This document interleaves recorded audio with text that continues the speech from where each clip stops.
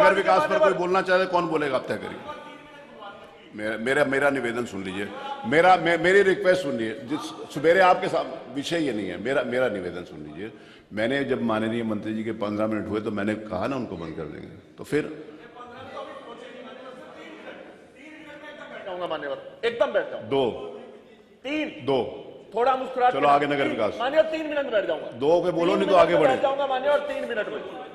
मान्यवर 3 मिनट में बोल दो। आपने कटौती के प्रस्ताव पे बहुत महत्वपूर्ण विषय कृषि पर बोलने का मौका दिया, इसके लिए आपका आभारी हूं मान्यवर। लेकिन ये वाला ये दृष्टांत आगे लागू नहीं होगा। हाँ बिल्कुल मान्यवर, किसान बड़ा दुखी और परेशान है, और ये एक बात दिमाग में आती है कि जब तक दुखी रहेगा किसान तो ये देश कैसे बनेगा महान, कोई इसके बारे में सोचने को तैयार नहीं है मान्यवर।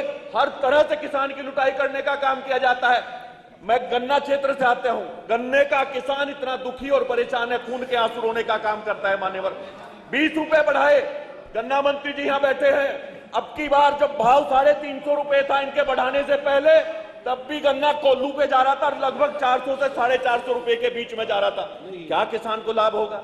आप खाद के कट्टे पे वेट आपने घटा दिया, हर तरह से किसान को लूटने का काम आप लोग कर रहे हैं। रेट बढ़ानी, लाभकारी मूल्य आपको देना चाहिए था। हम बधाई देना चाहते हैं आप लोगों को किसान के अन्नदाता के देवता स्वर्गीय चौधरी चरण सिंह जी को आपने जो भारत रत्न पुरस्कार देकर के सम्मानित किया है, उसके लिए आपको बधाई। लेकिन साथ साथ ये भी कहना चाहता था कि चौधरी साहब ने कभी अपनी विचारधारा के साथ समझौता नहीं किया।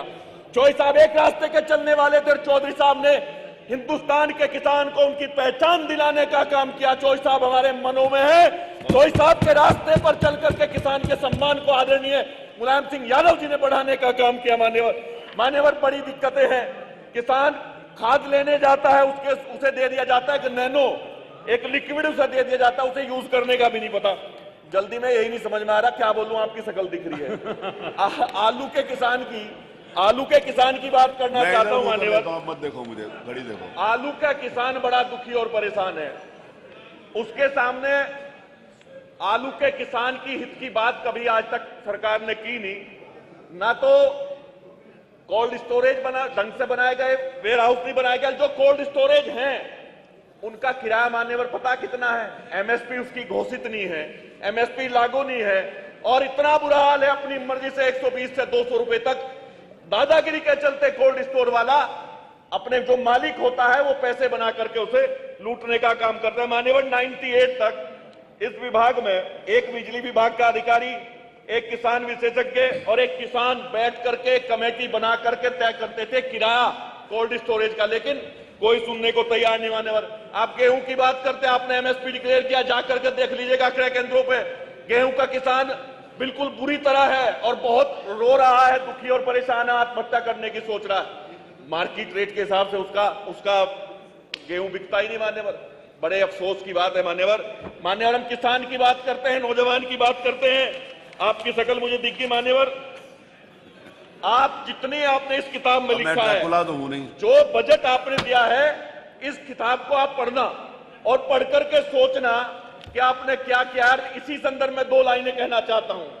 अपने बारे में न किसी पीर से पूछो न फकीर से पूछो, अगर पूछना है तो थोड़ी देर आंख बंद करके अपनी अंतरात्मा से पूछो कि आपने किसान को क्या किया है, किसान को आत्महत्या पे मजबूर किया है, नहीं किया। एक बात और, जो आज एक सेकंड जो लोग नहीं बोलेंगे, जो लोग नहीं 1 मिनट में नहीं, आपको बार कहना चाहता हूं, जिस तरह से राजनीति कर रहे हैं आप लोग, बैठिए। आप जिनके साथ बैठकर आपने पहचान बनाने का काम किया है मान्यवर, हमारे साथ बैठ करके वो नाम कमा करके माइक बंद कर दिए इनका। ये इसमें नगर विकास पर कौन बोलेगा? नहीं आपको अलाउड नहीं है, प्लीज बैठिए। नहीं उनका 2 लोगों को बुलवाना नहीं, ऐसे तो सब लोग कहेंगे हमें बुलवा।